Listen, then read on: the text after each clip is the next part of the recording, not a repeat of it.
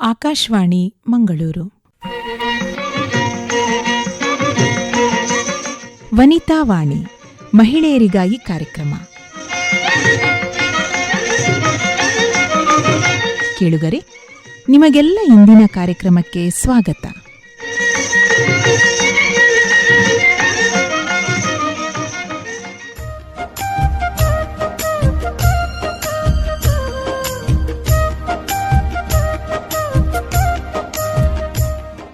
ಇಂದಿನ ಕಾರ್ಯಕ್ರಮದಲ್ಲಿ ಕೇಳಿ ಪರಿಮಳ ಬಳಗ ಹೊಸಬೆಟ್ಟು, ಇಲ್ಲಿನ ವನಿತೆಯರಿಂದ ಕಾರ್ಯಕ್ರಮ ವೈವಿಧ್ಯ.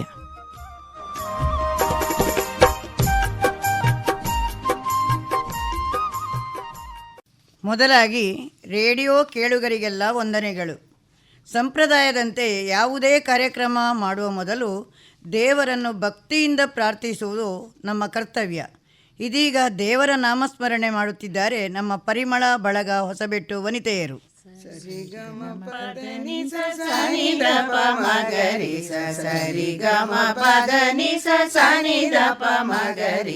ನಮೋ ನಮೋ ನಮೋ ಗಣೇಶ, ನಮೋ ನಮೋ ಸಂಕಟನಾಶ, ನಮೋ ನಮೋ ನಮೋ ಗಣೇಶ, ನಮೋ ನಮೋ ಸಂಕಟನಾಶ, ನಮೋ ನಮೋ ನಮೋ ಗಣೇಶ.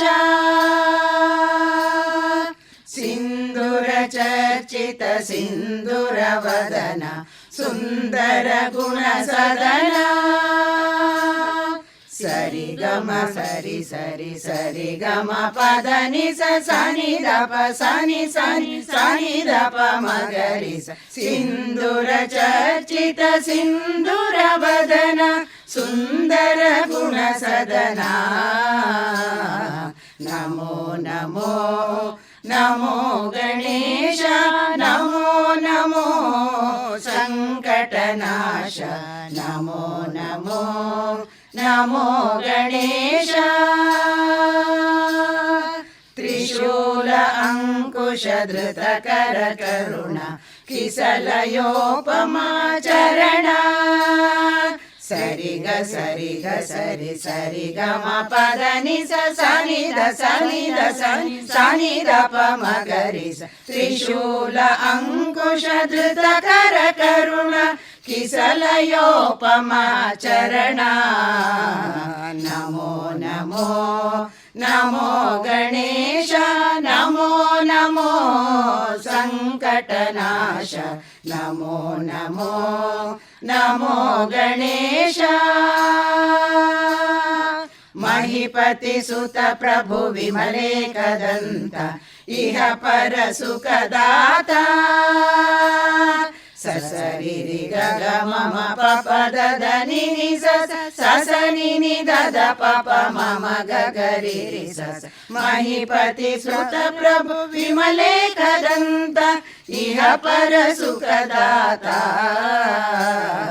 ನಮೋ ನಮೋ ನಮೋ ಗಣೇಶ, ನಮೋ ನಮೋ ಸಂಕಟನಾಶ, ನಮೋ ನಮೋ ನಮೋ ಗಣೇಶ, ನಮೋ ನಮೋ ಸಂಕಟನಾಶ, ನಮೋ ನಮೋ ನಮೋ ಗಣೇಶ. ಪ್ರಾರ್ಥಿಸುವ ಮೂಲಕ ಕಾರ್ಯಕ್ರಮಕ್ಕೆ ಚಾಲನೆ ನೀಡಿದ ವನಿತೆಯರಿಗೆ ಧನ್ಯವಾದಗಳು. ಇದೀಗ ಅಸೂಯೆ ಬಗ್ಗೆ ಹರಟೆ ಹೊಡೆಯುವ ವನಿತೆಯರ ಮಾತು ಕೇಳೋಣ ಬನ್ನಿ. ಸುಶೀಲಕ್ಕ, ಈ ಅಸೂಯೆ ಅಥವಾ ಹೊಟ್ಟೆ ಕಿಚ್ಚು ಅಥವಾ ಮತ್ಸರ ಅದು ಹೇಗೆ ಬರ್ತದೆ, ಯಾಕೆ ಬರ್ತದೆ, ಯಾರಿಗೆ ಬರ್ತದೆ ಅಂತ ಗೊತ್ತಾಗೋದೇ ಇಲ್ಲ. ಇದು ಚಿಕ್ಕ ಮಕ್ಕಳಿಂದಲೇ ಶುರುವಾಗ್ತದೆ ಪ್ರೇಮ. ಬೇಕಾದರೆ ಒಂದು ಉದಾಹರಣೆ ಕೊಡ್ತೇನೆ. ನನ್ನ ಮಗುವನ್ನು ನಾನು ಎತ್ತಿಕೊಳ್ಳುವುದನ್ನು ಬಿಟ್ಟು ಬೇರೆಯವರ ಮಗುವನ್ನು ಎತ್ತಿಕೊಂಡ್ರೆ ನನ್ನ ಮಗು ಅಳ್ತದೆ, ಕಿರಿಚಿ ರಂಪಾಟ ಮಾಡ್ತದೆ. ಯಾವಾಗ ಬೇರೆಯವರ ಮಗುವನ್ನು ಅವರಿಗೆ ಕೊಟ್ಟು ನನ್ನ ಮಗುವನ್ನು ಎತ್ತಿಕೊಳ್ಳುತ್ತೇನೋ ಅಲ್ಲಿಯವರೆಗೆ ಅಳು ನಿಲ್ಲುವುದಿಲ್ಲ. ಅದು ಆಟದ ಸಾಮಾನು, ಬಟ್ಟೆ, ತಿಂಡಿ ಎಲ್ಲ ವಿಚಾರದಲ್ಲೂ ಅಷ್ಟೇ. ನನ್ನ ಅಮ್ಮ ಬೇರೆಯವರ ಬಗ್ಗೆ ಕಾಳಜಿ ವಹಿಸಲಿಕ್ಕಿಲ್ಲ. ಅದು ಹೌದು ಸುಶೀಲಾ, ನನ್ನ ಮಕ್ಕಳು ದೊಡ್ಡವರಾಗಿದ್ದಾರೆ, ಆದರೂ ಮಗಳು ಹೇಳ್ತಾಳೆ, ಮಗ ಏನು ಕೇಳಿದ್ರೂ ಕೊಡ್ತೀಯ, ನಾನು ಕೇಳಿದರೆ ಇದ್ದದ್ರಲ್ಲಿ ಸುಧಾರಿಸು ಅಂತ ಹೇಳ್ತಿ. ತಿಂಡಿ, ಬಟ್ಟೆ, ಪುಸ್ತಕ, ಮೊಬೈಲ್, ಶೂ ಎಲ್ಲ ಅವನಿಗೆ ಕೇಳಿದ ಕೂಡಲೇ ರೆಡಿ. ಅವನ ಗೆಳೆಯರ ಜೊತೆ ತಿರುಗಿತ್ತಾನೆ. ನಾನು ಕೇಳಿದರೆ ಬೇಡ ಹೇಳ್ತಿ. ಅದು ನಮ್ಮ ಮನೆ ಕಥೆನೂ ಅದೇ. ಅವನು ಕ್ಲಾಸಲ್ಲಿ ಒಳ್ಳೆ ಮಾರ್ಕ್ಸ್ ತೆಗೆದ್ರೆ ಬಹುಮಾನ ತಂದರೂ ಇನ್ನೂ ಹೆಚ್ಚು ಬೇಕು ಅಂತ ಹೇಳ್ತಿ. ಗಂಡು ಅಂದರೆ ನಿನಗೆ ಪ್ರೀತಿ, ಅವನು ಮಾಡಿದ ತಪ್ಪಿಗೆ ಶಿಕ್ಷೆ ಬೇರೆ ರೀತಿ. ಹೆಣ್ಣು ನಾನು, ಅದಕ್ಕೆ ತಾತ್ಸಾರ ಪ್ರೀತಿ ಇಲ್ಲ. ಹೀಗೆ ನಿತ್ಯ ನಮ್ಮ ಮನೆಯಲ್ಲಿ ಇದೇ ಕತೆ. ಅಯ್ಯೋ ಬಿಡಿ ಶಾರದಕ್ಕ, ಎಷ್ಟೇ ಐಶ್ವರ್ಯವಂತರಾಗಿರಲಿ ಇತರರ ಸಂಪತ್ತಿನ ಮೇಲೆ ಅಸೂಯೆ, ಹೊಟ್ಟೆ ಕಿಚ್ಚು, ಮತ್ಸರ ಪಡುವುದು ಸಾಮಾನ್ಯ. ಪಕ್ಕದ ಮನೆಯವರು ತಮಗಿಂತ ಹಣವಂತರಾದರೆ, ಬೆಲೆ ಬಾಳುವ ವಸ್ತು ತೆಗೊಂಡ್ರೆ, ದೊಡ್ಡ ಮನೆ ಕಟ್ಟಿದ್ರೆ, ಹೊರದೇಶಕ್ಕೆ ಹೋದರೆ, ಪ್ರವಾಸಕ್ಕೆ ಹೋದರೆ ಅಸೂಯೆ ಪಡುವವರು ಎಷ್ಟೋ ಮಂದಿ ಇದ್ದಾರೆ. ಇವೆಲ್ಲ ಹೇಳಿದ್ದು ಕೇಳಿದರೆ ನನಗೆ ಶ್ರೀಕೃಷ್ಣ ಪಾರಿಜಾತದ ಕತೆ ನೆನಪಾಗ್ತದೆ. ಸತ್ಯಭಾಮೆಯ ಅಸೂಯೆಯೇ ಪಾರಿಜಾತ ಗಿಡ ಭೂಮಿಗೆ ಬರಲು ಕಾರಣ. ಹಾಗೆಯೇ ಪಂದಳ ರಾಜನ ಪತ್ನಿಯ ಅಸೂಯೆ ಅಯ್ಯಪ್ಪ ದೇವರಾಗಿ ಇವತ್ತು ಎಲ್ಲರಿಂದ ಪೂಜಿಸಲ್ಪಡಲು, ಆರಾಧಿಸಲ್ಪಡಲು ಕಾರಣ. ಹಾಗೆಯೇ ಸುರುಚಿಯ ಮತ್ಸರ ಇಂದು ಧ್ರುವ ಬಾಂಧಳದಲ್ಲಿ ನಕ್ಷತ್ರವಾಗಿ ಕಾಣಲು ಕಾರಣ. ಮತ್ತೆ ಮಂತ್ರೆಯಿಂದಾಗಿ ಕೈಕೇಯಿ ಹೊಟ್ಟೆಕಿಚ್ಚು ಮಾಡದಿದ್ದರೆ ರಾಮ, ಸೀತೆ, ಲಕ್ಷ್ಮಣ ಕಾಡಿಗೆ ಹೋಗುತ್ತಿರಲಿಲ್ಲ. ರಾವಣ ಸೀತೆಯನ್ನು ಕದ್ದು ಒಯ್ಯುತ್ತಿರಲಿಲ್ಲ. ರಾಮಾಯಣ ಎಂಬ ಕತೆ ಹುಟ್ಟಿಕೊಳ್ಳುತ್ತಿರಲಿಲ್ಲ. ರಾಮನಿಗೆ ಪಟ್ಟಾಭಿಷೇಕ ಆಗಿ ಕತೆ ಅಲ್ಲಿಗೆ ಮುಗಿಯುತ್ತಿತ್ತು. ರಾಮಾಯಣ ಕಥೆಯೇ ಹಾಗೆ. ಮಹಾಭಾರತ ಕತೆ ಹುಟ್ಟಬೇಕಾದರೆ ಗಾಂಧಾರಿಯ ಅಸೂಯೇ ಕಾರಣ. ಕುಂತಿಗೆ 5 ಮಕ್ಕಳಾದಾಗ ತಾನು ಬಸುರಿ ಆದರೂ ಇನ್ನೂ ಮಕ್ಕಳನ್ನು ಹೆರಲಿಲ್ಲ. ಅದಕ್ಕೆ ಹೊಟ್ಟೆ ಹಿಚುಕಿ 100 ಮಂದಿ ಕೌರವರ ಜನನಕ್ಕೆ ಕಾರಣಲಾದ್ಲು. ಕೌರವರ ಮತ್ಸರ ಮಹಾಭಾರತ ಕತೆಗೇ ಕಾರಣ ಆಯಿತು. ಅರ್ಜುನನ ಹೊಟ್ಟೆ ಕಿಚ್ಚು ಏಕಲವ್ಯನು ಬೆರಳು ಕತ್ತರಿಸಿ ಗುರುವಿಗೆ ಗುರುದಕ್ಷಿಣೆಯಾಗಿ ನೀಡಲು ಕಾರಣವಾಯಿತು. ಆದರೆ ಏಕಲವ್ಯನ ಹೆಸರು ಅಜರಾಮವಾಗಿ ಉಳಿಯಲು ಅನುಕೂಲವಾಯಿತು. ಪುರಾಣ ಕತೆ ಹೇಳ್ತಾ ಹೋದರೆ ರಾಕ್ಷಸರ ಹೊಟ್ಟೆ ಕಿಚ್ಚು ಅಥವಾ ಅಸೂಯೆ. ಸ್ವರ್ಗಲೋಕದಲ್ಲಿ ಸಂಪತ್ತಿದೆ, ಅದು ನಮಗಿಲ್ಲ, ನಮಗಾಗಬೇಕು ಅಂತ ಹೋಗಿ ಹೊಡೆದಾಡಿ ಬಡಿದಾಡಿ ಸತ್ತ ರಾಕ್ಷಸರು ಅದೆಷ್ಟೋ ಮಂದಿ. ಪುರಾಣ ಕಥೆಯ ಹೊಟ್ಟೆ ಕಿಚ್ಚಿನಿಂದಾಗಿ ಕೆಲವರ ಹೆಸರು ಪ್ರಚಾರಕ್ಕೆ ಬಂತು. ಸುರುಚಿ, ಸುನೀತಿ, ಉತ್ತಾನಪಾದ, ಉತ್ತಮನ ಹೆಸರು ಧ್ರುವನಿಂದಾಗಿ ಪ್ರಚಾರಕ್ಕೆ ಬಂತು. ಹಾಗೆಯೇ ತೆರೆಯ ಮರೆಯಲ್ಲಿ ಕೆಲಸ ಮಾಡಿದವರ ಹೆಸರು ಒಳ್ಳೆಯದಾಗಲಿ ಕೆಟ್ಟದಾಗಲಿ ಪ್ರಚಾರಕ್ಕೆ ಬರಲು ಕಾರಣ ಅಸೂಯೆ. ಹಾಗೆಂದು ಎಲ್ಲ ಸುಖ ಶಾಂತಿ ಕೆಡಿಸಲು ಅಸೂಯೆ ಒಂದೇ ಕಾರಣ. ಅಸೂಯೆ ಇಲ್ಲದ ಮನಸ್ಸಿನಷ್ಟು ಅಮೂಲ್ಯ ಸಂಪತ್ತು ಬೇರೊಂದಿಲ್ಲ. ಅಸೂಯೆಯಿಂದ ಯಾರೂ ಶ್ರೀಮಂತರಾದುದಿಲ್ಲ. ಅಸೂಯೆ ಪಡದೇ ಇರುವುದರಿಂದ ಯಾರೂ ಏನನ್ನೂ ಕಳಕೊಂಡದ್ದೂ ಇಲ್ಲ. ಮನುಷ್ಯ ಜಾತಿ ಎಂದ ಮೇಲೆ ಕಾಮ, ಕ್ರೋಧ, ಮೋಹ, ಮದ, ಮತ್ಸರ ಇರುವುದು ಸಾಮಾನ್ಯ. ಉಪ್ಪು ಹುಳಿ ಖಾರ ತಿನ್ನುವ ದೇಹ ನಮ್ಮದು. ಅದಿರಲಿ, ಮುಂದಿನ ಕಾರ್ಯಕ್ರಮ ಏನು? ಹೌದು, ಅಸೂಯೆ, ಮತ್ಸರ, ಹೊಟ್ಟೆಕಿಚ್ಚು ಎಲ್ಲರಿಗೂ ಒಂದಲ್ಲ ಒಂದು ರೀತಿಯಲ್ಲಿ ಉಂಟಾಗ್ತದೆ. ಆ ಬಗ್ಗೆ ಯೋಚಿಸಬೇಡಿ, ಎಲ್ಲದಕ್ಕೂ ಔಷಧಿ ಇದೆ ಎನ್ನುತ್ತಾರೆ ನಮ್ಮ ಸಹೋದರಿಯರು. ಜ್ಯೇಷ್ಠ ಮಧುವಿನ ಶ್ರೇಷ್ಠ ಗುಣದ ಬಗ್ಗೆ ನಾನೀಗ ಹೇಳ್ತೇನೆ. ಗಿಡಮೂಲಿಕೆಗಳ ಔಷಧಿಯಲ್ಲಿ ಆಯುರ್ವೇದದ ರಾಜ ಎಂದೇ ಕರೆಯಲ್ಪಡುವ ಜ್ಯೇಷ್ಠ ಮಧುವಿಗೆ ಮಧುರ, ಅತಿ ಮಧುರ ಎಂದು ಕರೆಯುತ್ತಾರೆ. ಸಂಸ್ಕೃತದಲ್ಲಿ ಇಷ್ಟಿ ಮಧು ಎಂದು ಕರೆಯಲ್ಪಡುವ ಇದರ ಬೇರು ಹಾಗೂ ಚೂರ್ಣ ಎಲ್ಲ ಆಯುರ್ವೇದದ ಅಂಗಡಿಗಳಲ್ಲಿ ಕಡಿಮೆ ದರಕ್ಕೆ ಸಿಗುತ್ತಿದ್ದು ಚಿರಪರಿಚಿತ, ಶೀಘ್ರ ಗುಣಕಾರಿ ಎನಿಸಿದೆ. ಕೆಮ್ಮು, ಕಫ, ಗಂಟಲು ನೋವು, ಜ್ವರ, ರಕ್ತವಾಂತಿ, ಬಾಯಿ ಹುಣ್ಣು ಗುಣಪಡಿಸಲು 1 ಚಮಚ ಚೂರ್ಣವನ್ನು ಬಿಸಿ ಹಾಲು ಹಾಗೂ ಕಲ್ಲು ಸಕ್ಕರೆಗೆ ಬೆರೆಸಿ ದಿನಕ್ಕೆ 2 ಬಾರಿ ಸೇವಿಸಿದರೆ ಧಾತು ಪುಷ್ಟಿಯಾಗುವುದು. ಮಹಿಳೆಯರಿಗೆ ಮುಟ್ಟಿನ ಸಮಯದ ಅಧಿಕ ಸ್ರಾವ ಕೂಡ ಕಡಿಮೆಯಾಗುವುದು. ನೆನಪಿನ ಶಕ್ತಿ ಹೆಚ್ಚುವುದು. ಪಿತ್ತ, ಕೈಕಾಲು ಸೆಳೆತ, ಹೊಟ್ಟೆ ನೋವು ಕಡಿಮೆಯಾಗುವುದು. ಗ್ಯಾಸ್ಟ್ರಿಕ್, ಹೊಟ್ಟೆ ಉಬ್ಬುವುದಕ್ಕೆ ಇದು ದಿವ್ಯ ಔಷಧ. ನಿದ್ರೆ ಬರುತ್ತಿಲ್ಲ ಎಂದಾದರೆ ಕುಡಿಯಿರಿ. ಕೆಲ ನಿಮಿಷಗಳಲ್ಲಿ ಸುಖ ಶಯನ. ಬಾಯಿಯ ದುರ್ವಾಸನೆ ಹೋಗಲು, ಶ್ವಾಸಕೋಶದ ತೊಂದರೆ ನಿವಾರಣೆ ಆಗಲು ಉಪಕಾರಿ. ಊಟಕ್ಕೆ ಉಪ್ಪಿನಕಾಯಿ ಇದ್ದಂತೆ ನಿತ್ಯ 1 ತುಂಡು ಬೇರು ಬಾಯಲ್ಲಿಟ್ಟು ಚಪ್ಪರಿಸಿ ಆರೋಗ್ಯವಂತರಾಗಿ. ಸುಟ್ಟ ಗಾಯಗಳಿಗೆ ಅಲೋವೆರಾ, ಇದನ್ನು ಲೋಳೆಸರ ಅಥವಾ ಕುಮಾರಿ ಎನ್ನುತ್ತಾರೆ. ಅಡುಗೆ ಮನೆಯಲ್ಲಿ ಮಹಿಳೆಯರಿಗೆ ಬಿಸಿ ತಾಗಿ ಸುಟ್ಟ ಗಾಯಗಳಾಗುತ್ತವೆ. ಆದರೆ ಈ ಸುಟ್ಟ ಗಾಯಗಳಿಗೆ ಉತ್ತಮ ಮನೆಮದ್ದಾಗಿ ಈ ಅಲೋವೆರಾವು ಕೆಲಸ ಮಾಡುತ್ತದೆ. ಮನೆಯಲ್ಲೇ ಅಲೋವೆರಾ ಇದ್ದರೆ ಅದರ ಲೋಳೆಯನ್ನು ತೆಗೆದು ಸುಟ್ಟು ಗಾಯಕ್ಕೆ ಹಚ್ಚುವುದರಿಂದ ಗಾಯವು ಬಹುಬೇಗನೆ ವಾಸಿಯಾಗುತ್ತದೆ. ಈ ಮನೆಮದ್ದನ್ನು ಹೆಚ್ಚಾಗಿ ಬಳಸುವವರು ಹೆಂಗಸರಲ್ಲಿಯೂ ಒಳ್ಳೆಯವರಿದ್ದಾರೆ ಅಂತ ಹೇಳುತ್ತಾ ಇದ್ದಾರೆ ನಮ್ಮ ಸಹೋದರಿಯರು. ಯಾರು ಕೇಳೋಣ ಅಲ್ವೇ? ಅಹಲ್ಯಾ, ದ್ರೌಪದಿ, ಸೀತಾ, ತಾರಾ, ಮಂಡೋದರಿ ತಥಾ ಪಂಚಕನ್ಯಾ ಸ್ಮರೆ ನಿತ್ಯಂ ಮಹಾಪಾತಕನಾಶನಂ. ಏನು ಇದರ ವೈಶಿಷ್ಟ್ಯ? ಒಂದು ಮಾತಿದೆ, ಕಾರ್ಯೇಷು ಮಂತ್ರಿ, ಕರಣೇಶು ದಾಸಿ, ರೂಪೇಶು ಲಕ್ಷ್ಮಿ, ಕ್ಷಮಯಾ ದರಿತ್ರಿ, ಸ್ನೇಹೇಶು ಮಾತಾ, ಶಯನೇಶು ವೇಶ್ಯ, ಷಡ್ಜೀವನಾರಿ ಕುಲಧರ್ಮ ಪತ್ನಿ ಎಂದು. ಕನ್ಯೆಯಾಗಿ, ಪತ್ನಿಯಾಗಿ, ಮಾತೆಯಾಗಿ ಆಯಾ ಕಾಲದ ಕರ್ತವ್ಯಗಳನ್ನು ಧರ್ಮಕ್ಕೆ ಚ್ಯುತಿಬಾರದಂತೆ ಪಾಲಿಸಿ ಅನೇಕ ಸಂಕಷ್ಟಗಳು ಎದುರಾದರೂ ಕಪಟ ಮೋಹಜಾಲಗಳಿಗೆ ಬಲಿ ಬೀಳದೆ ಧೈರ್ಯ ಸ್ಥೈರ್ಯಗಳಿಂದ ಮುಂದುವರಿದರೆ, ಅವರನ್ನು ಸ್ಮರಿಸಿದರೆ ಪಂಚಮಹಾಪಾತಕಾದಿಗಳಿಂದ ಮುಕ್ತಿ ಇದೆ ಎನ್ನುತ್ತದೆ ಸುಭಾಷಿತ. ಹೌದು ಶ್ಯಾಮಲ.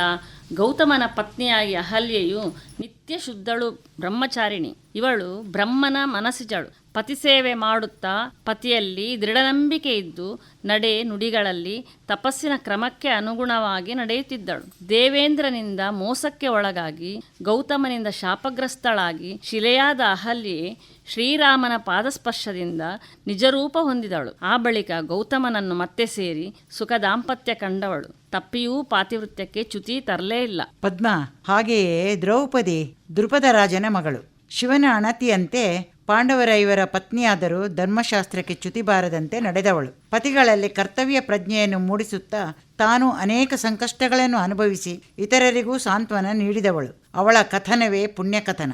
ಅವಳ ಪುಣ್ಯಚರಿತ ಅವಳ ನೆನೆದಂಗನೆಗೆ ಬಹುದು ಪತಿವ್ರತಾಭಾವ ಎಂದು ಶಿವನೇ ಹರಸಿ ಹಾರೈಸಿದ ಎಂದ ಮೇಲೆ ಆಕೆ ಪತಿವ್ರತಾ ಸ್ತ್ರೀ ಎನ್ನಲು ಎರಡು ಮಾತಿಲ್ಲ. ಅಂಥವಳ ಸ್ಮರಣೆ ಮಾಡಿದರೆ ದುರಿತ ನಿವಾರಣೆ ಎನ್ನುತ್ತಾರೆ ತಿಳಿದವರು. ಅಂತೆಯೇ ಸುಶೀಲಕ್ಕ ಜನಕರಾಜನ ಮಗಳು ಜಾನಕಿ ಯಜ್ಞಕ್ಕಾಗಿ ನೆಲವನ್ನು ಶೋಧಿಸಿದಾಗ ಅಲ್ಲಿ ಸಿಕ್ಕಿದವಳು. ಆದ್ದರಿಂದ ಸೀತಾ ಪ್ರಾಯ ಪ್ರಬುದ್ಧಳಾದಾಗ ಸ್ವಯಂವರ ಏರ್ಪಡಿಸಿದ ಜನಕರಾಜ. ಯಾವನು ಶಿವಧನುಸನ್ನು ಬಾಗಿಸಿ ಸಿಂಚಿನಿಯನ್ನು ಜೋಡಿಸುವನೋ ಅವನೇ ಸೀತಾಪತಿ ಎಂದು ಹೇಳಿದನು. ರಾಮನ ಪತ್ನಿಯಾಗಿ ವನವಾಸದ ಕಷ್ಟಗಳನ್ನು ಅನುಭವಿಸಿದರೂ ರಾವಣನಿಂದ ಅಪಹರಿಸಲ್ಪಟ್ಟು ಅಶೋಕವನದಲ್ಲಿ ಹಲವು ವರ್ಷ ಕಳೆದರೂ ರಾವಣ ಸಂಹಾರವಾಗಿ ಮರಳಿ ಅಯೋಧ್ಯೆ ಸೇರಿದ ಸೀತೆ ಪತಿಯಿಂದಲೇ ಕಾಡಿಗೆ ಕಳುಹಿಸಲ್ಪಟ್ಟರೂ ಅಗ್ನಿ ಪರೀಕ್ಷೆಗೊಳಗಾದರೂ ರಾಮನ ಬಗ್ಗೆ ಕಿಂಚಿತ್ತೂ ಅನುಮಾನ ಪಟ್ಟವಳಲ್ಲ. ಅಂಥ ಮಹಿಮಾ ಗುಣದ ವ್ಯಕ್ತಿತ್ವವುಳ್ಳ ಸೀತೆಯ ಸ್ಮರಣೆ ಪತಿವ್ರತಾ ಸ್ತ್ರೀಯರಿಗೆ ಪುಣ್ಯದ ಸಿಂಚನ. ಅಮೃತ ಮಂಥನ ಕಾಲದಲ್ಲಿ ಆವಿರ್ಭವಿಸಿದವಳು ವಾಲಿಯ ಪತ್ನಿ ತಾರಾ. ವಾಲಿ ಸುಗ್ರೀವರಿಗೆ ವೈಷಮ್ಯ ಯುದ್ಧ ಉಂಟಾದಾಗ ರಾಮನ ಆಗಮನವಾಯಿತು. ಸುಗ್ರೀವನಿಗೆ ಸಹಕಾರ ನೀಡಿದ ರಾಮ ವಾಲಿಯ ವಧೆಗೆ ಕಾರಣನಾದ. ವೈಧವ್ಯ ದುಃಖದಿಂದ ಇದ್ದ ತಾರಾಳನ್ನು ಸಂತೈಸಿದ ರಾಮ. ವಾಲಿ ಎಂಬ ವೀರನ ಪತ್ನಿ, ನೀನು ಧರ್ಮಕ್ಕೆ ಚ್ಯುತಿ ಬಾರದಂತೆ ನಡಿ. ನಿನ್ನ ಪುತ್ರ ಅಂಗದನ ಸಾಹಸವನ್ನು ನೋಡು. ನಿನ್ನ ಹೆಸರು ಜಗತ್ತಿನಲ್ಲೇ ಹೆಸರುವಾಸಿಯಾಗಲಿ ಎಂದು ಹರಸಿದ. ಅಂದಿನಿಂದ ತಾರಾಳನ್ನು ಪಂಚಕನ್ಯೆಯರಲ್ಲಿ ಒಬ್ಬಳಾಗಿ ಗುರುತಿಸಲಾಯಿತು. ಮಂಡೋದರಿ ಅಸುರ ಶಿಲ್ಪಿ, ಮಯಾಸುರನ ಮಗಳು. ದಿಗ್ವಿಜಯಕ್ಕಾಗಿ ಹೊರಟ ರಾವಣ ಮಂಡೋದರಿಯ ರೂಪ ಲಾವಣ್ಯಕ್ಕೆ ಮರುಳಾಗಿ ಮದುವೆಯಾದನು. ಸೀತಾಪಹರಣದ ಬಳಿಕ ಲಂಕಾದಹನ, ಸೇತುಬಂಧನ, ವಿಭೀಷಣ ತ್ಯಾಗ, ಕುಂಭಕರ್ಣ, ಅತಿಕಾಯ ಮೊದಲಾದವರ ಹನನದ ಬಳಿಕ ಮೋಹದ ಮಗ ಇಂದ್ರಜಿತು ಹತನಾಗಲು ರಾವಣ ಚಿಂತಿಸಿದ. ರಾವಣರ ಯುದ್ಧದಲ್ಲಿ ರಾವಣ ಮೃತನಾದ. ಪತಿ ವಿಯೋಗದಿಂದ ಮಂಡೋದರಿ ಅಳುತ್ತಿರಲು ರಾಮ ಸಮಾಧಾನಪಡಿಸುತ್ತಾ, ರಾವಣ ಪರಾಕ್ರಮಿ, ದೈತ್ಯನಾಗಿ ಹಾನಿಗೊಳಗಾದ. ನೀನು ದುಃಖಿಸದಿರು. ನೀನು ಪತಿವೃತೆಯೆಂದು ಲೋಕವೇ ಕೊಂಡಾಡುತ್ತದೆ. ನೀನು ಕೈ ಹಿಡಿದುದು ವೈಕುಂಠಾಧಿಪತಿಯ ದ್ವಾರಪಾಲಕ ಜಯನೆಂಬ ಗಂಧರ್ವನನ್ನು. ಈಗ ಆತ ದಿವ್ಯ ರೂಪದಿಂದ ಮೆರೆಯುತ್ತಿದ್ದಾನೆ. ಅಳದಿರು ಎಂದಾಗ ಸಮಾಧಾನಗೊಂಡಳು. ಈಗಿನ ಹೆಂಗಳೆಯರಿಗೆ ಪಂಚಕನ್ಯೆಯರ ಬಾಳನ್ನು ಉದಾರಿಸಬಹುದೇ ವಿನಃ ಬಾಳುವುದು ಕಷ್ಟ. ಹಲವು ಉದಾಹರಣೆಗಳ ಮೂಲಕ ಪಂಚಕನ್ಯೆಯರ ವರ್ಣನೆಯನ್ನು ಮಾಡಿದಂತಹ ಸಹೋದರಿಯರಿಗೆ ಧನ್ಯವಾದಗಳು. ಈಗ ಒಂದು ನೀತಿ ಕತೆ ನಮ್ಮ ಸಹೋದರಿಯಿಂದ. ಆಧ್ಯಾತ್ಮ ತಿಳಿದುಕೊಳ್ಳೋಕೆ ಅಂತ ಯುವಕನೊಬ್ಬ ಸ್ವಾಮಿಗಳು ಇದ್ದಲ್ಲಿಗೆ ಬಂದ. ಶ್ರೀಮಂತ, ಸುಂದರ, ಸುಶಿಕ್ಷಿತನಂತೆ ಆತನನ್ನು ಕಂಡ ಸ್ವಾಮಿಗಳು ಆಶ್ರಮದ ಅಡುಗೆ ಮನೆಯನ್ನು ತೋರಿಸಿದರು. ಬಾವಿ ಹತ್ತಿರವಿದ್ದ ಬಟ್ಟೆ ಒಗೆಯುವ ಕಲ್ಲನ್ನು ತೋರಿಸಿದರು.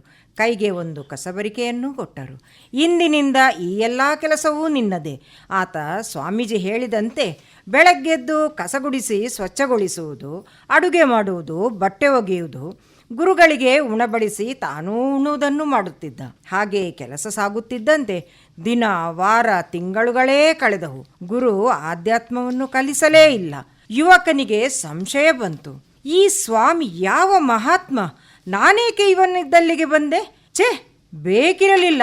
ದಿನ ದಿನ ಮನೆ ಕೆಲಸ ಮಾಡುವಲ್ಲಿ ಉದಾಸೀನತೆ, ಸ್ವಾಮಿಯಲ್ಲಿ ತಿರಸ್ಕಾರ ಮನೋಭಾವನೆಯೂ ಹೆಚ್ಚಿತು.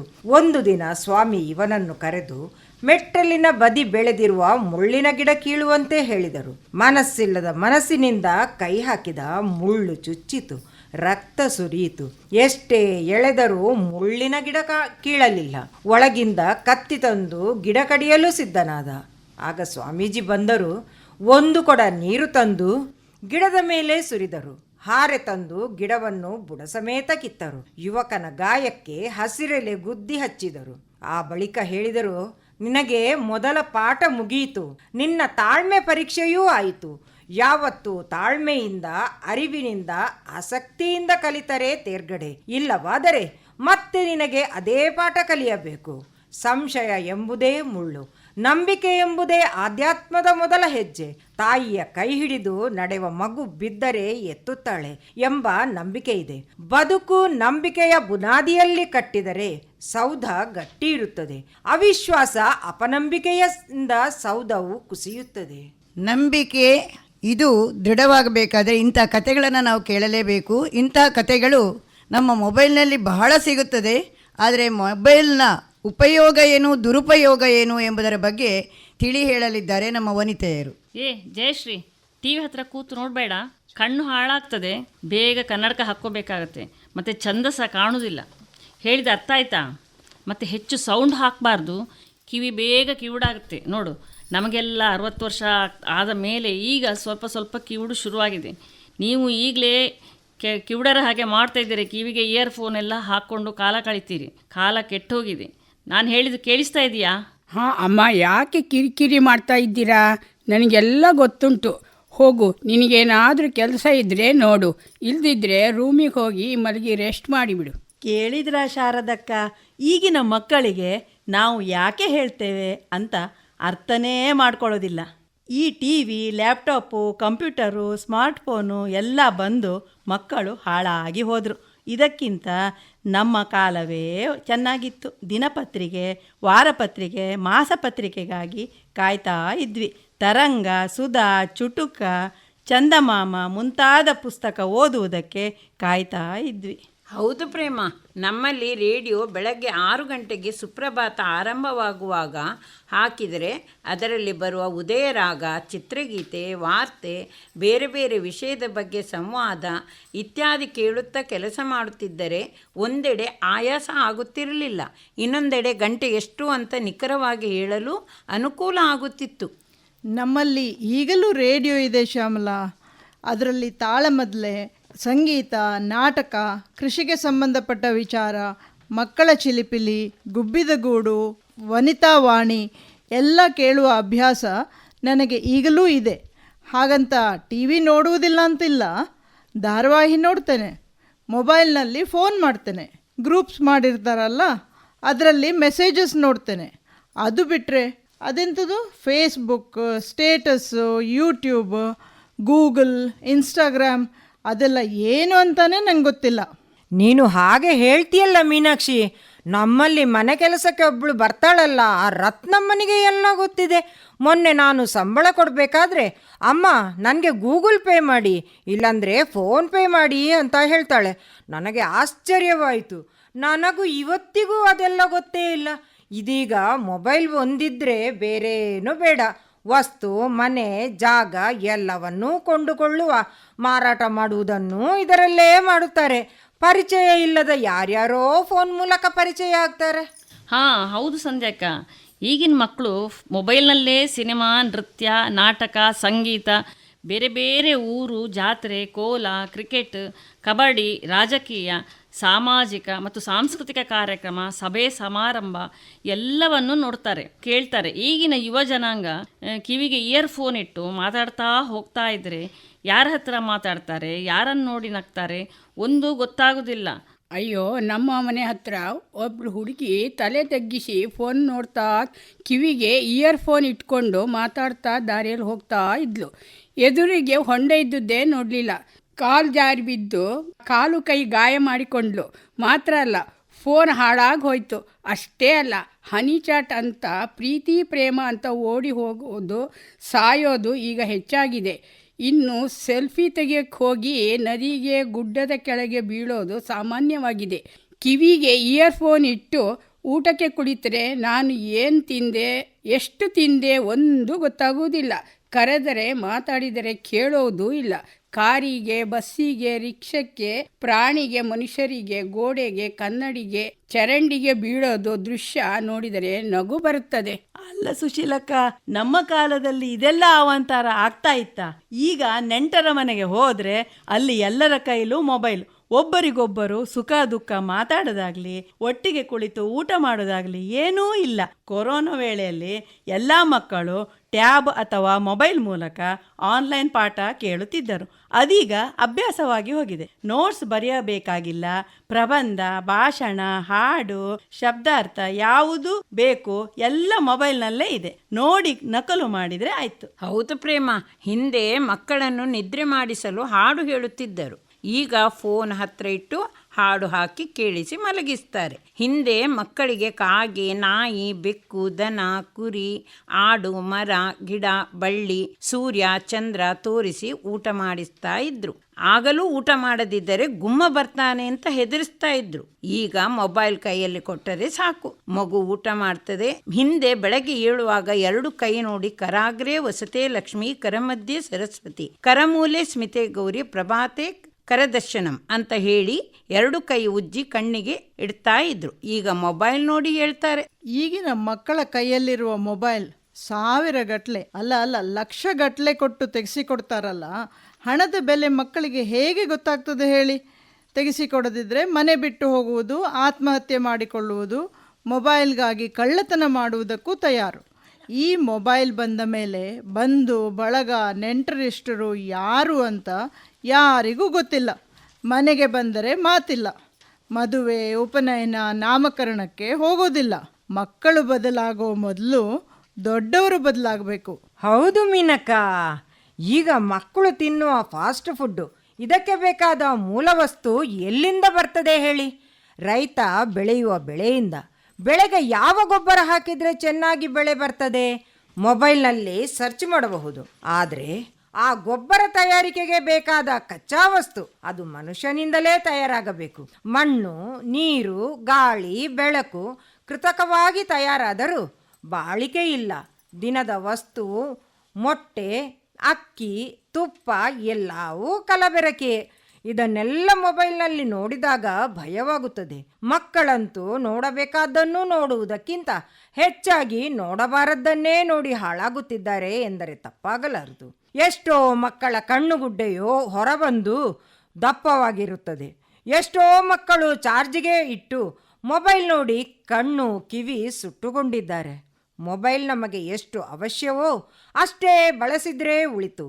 ಇಲ್ಲವಾದಲ್ಲಿ ಸಂದೇಹ, ಜಗಳ, ಸಾವು, ಅನಾಹುತಕ್ಕೆ ಕಾರಣವಾಗುತ್ತದೆ ಎಂಬುದು ನಿರ್ವಿವಾದ. ಆದ್ದರಿಂದ ಆದಷ್ಟು ದೊಡ್ಡವರು ಅಂದರೆ ಹೆತ್ತವರು ಮೊಬೈಲ್ ಬಳಕೆ ಕಡಿಮೆ ಮಾಡಿ ಪುಸ್ತಕ ಓದುವ ಅಭ್ಯಾಸ ಮಾಡಿದರೆ ಎಲ್ಲರಿಗೂ ಒಳ್ಳೆಯದು. ಅತಿಯಾದರೆ ಅಮೃತವೂ ವಿಷವೇ. ಹೌದು, ಮೊಬೈಲ್ ಫೋನಿಂದ ಒಳಿತೂ ಇದೆ, ಕೆಡುಕೂ ಇದೆ. ಇವರೆಲ್ಲರ ಮಧ್ಯೆ ಈ ಮಾತನ್ನು ಕೇಳಿದಾಗ ಅದೇ ಮೊಬೈಲಲ್ಲಿ ಜಾನಪದ ಗೀತೆಯೂ ಇದೆ ಎಂದು ಹೇಳುತ್ತಿದ್ದಾರೆ. ಅದನ್ನೊಂದು ಹಾಡುತ್ತೇವೆ ಎನ್ನುತ್ತಿದ್ದಾರೆ ನಮ್ಮ ವನಿತೆಯರು. ಶಿವನು ಭಿಕ್ಷೆಗೆ ಬಂದ ನೀಡು ಬಾರೆ ತಂಗಿ, ಇವನಂತ ಚೆಲ್ವರಿಲ್ಲ ನೋಡು ಬಾರೆ, ಇವನಂತ ಚೆಲ್ವರಿಲ್ಲ ನೋಡು ಬಾರೆ. ಶಿವನು ಭಿಕ್ಷೆಗೆ ಬಂದ ನೀಡು ಬಾರೆ ತಂಗಿ, ಇವನಂತ ಚೆಲ್ವರಿಲ್ಲ ನೋಡು ಬಾರೆ, ಇವನಂತ ಚೆಲ್ವರಿಲ್ಲ ನೋಡು ಬಾರೆ.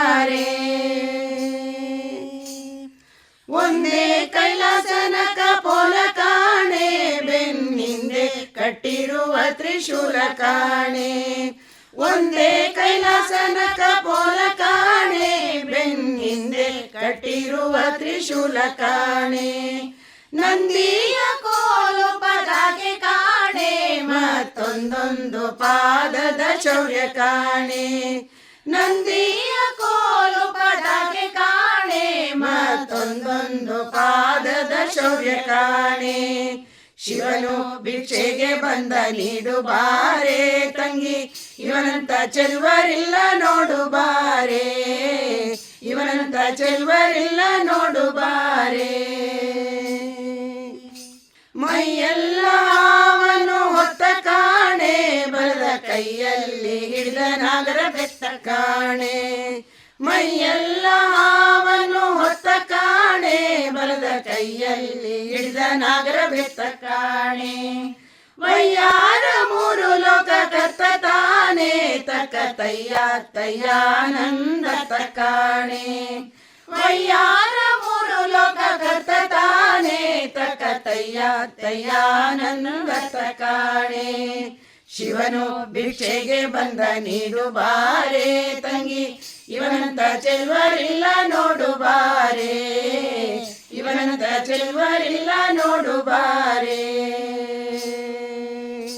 ಮನೆ ಮನೆ ತಪ್ಪಾಲೆ ದಿಮ್ಮಿಸಾಲೆ ಆತ ಹಣವನ್ನು ಕೊಟ್ರು ಅಲ್ಲನಂತೆ ಕಾಣೆ ಮನೆ ಮನೆ ತಪ್ಪಾಲೆ ದಿಮ್ಮಿಸಾಲೆ ಆತ ಹಣವನ್ನು ಕೊಟ್ರು ಅಲ್ಲನಂತೆ ಕಾಣೆ ತನಿ ಹಣ್ಣ ನೀಡಬೇಕಂತೆ ಕಾಣೆ ಗೌರಿ ಮನಸ ಬಿಟ್ಟಿರಲಾರನಂತೆ ಕಾಣೆ ತನಿ ಹಣ್ಣ ನೀಡಬೇಕಂತೆ ಕಾಣೆ ಗೌರಿ ಮನಸ ಬಿಟ್ಟಿರಲಾರನಂತೆ ಕಾಣೆ ಶಿವನು ಭಿಕ್ಷೆಗೆ ಬಂದ ನೀಡು ಬಾರೆ ತಂಗಿ ಇವನಂತ ಚೆಲುವರಿಲ್ಲ ನೋಡು ಬಾರೆ ಇವನಂತ ಚೆಲುವರಿಲ್ಲ ನೋಡು ಬಾರೆ ಶಿವನು ಭಿಕ್ಷೆಗೆ ಬಂದ ನೀಡು ಬಾರೆ ತಂಗಿ ಇವನಂತ ಚೆಲುವರಿಲ್ಲ ನೋಡು ಬಾರೆ ಇವನಂತ ಚೆಲುವರಿಲ್ಲ ನೋಡು ಬಾರೆ ಇವನಂತ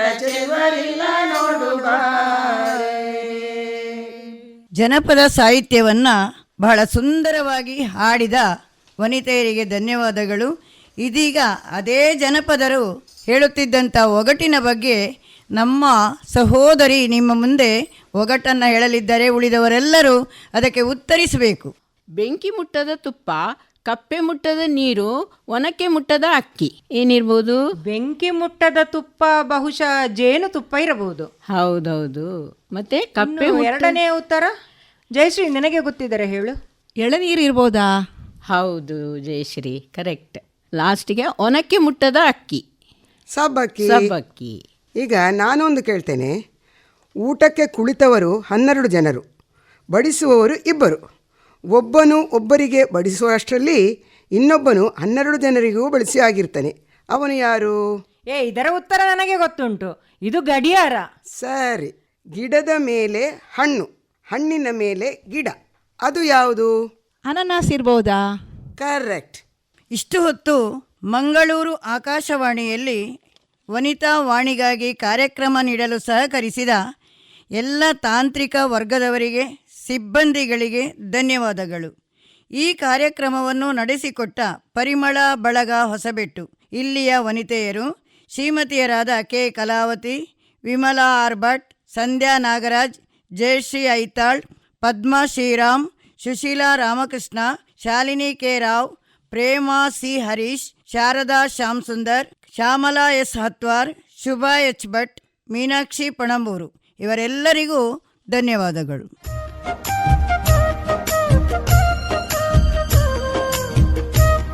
ಇದುವರೆಗೆ ಪರಿಮಳ ಬಳಗ ಹೊಸಬೆಟ್ಟು ಇಲ್ಲಿನ ವನಿತೆಯರು ನಡೆಸಿಕೊಟ್ಟ ವೈವಿಧ್ಯಮಯ ಕಾರ್ಯಕ್ರಮ ಕೇಳಿದಿರಿ.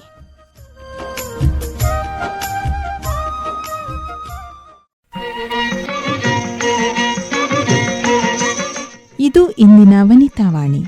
ಮತ್ತೆ ನಿಮ್ಮ ಭೇಟಿ ಮುಂದಿನ ಕಾರ್ಯಕ್ರಮದಲ್ಲಿ. ನಮಸ್ಕಾರ.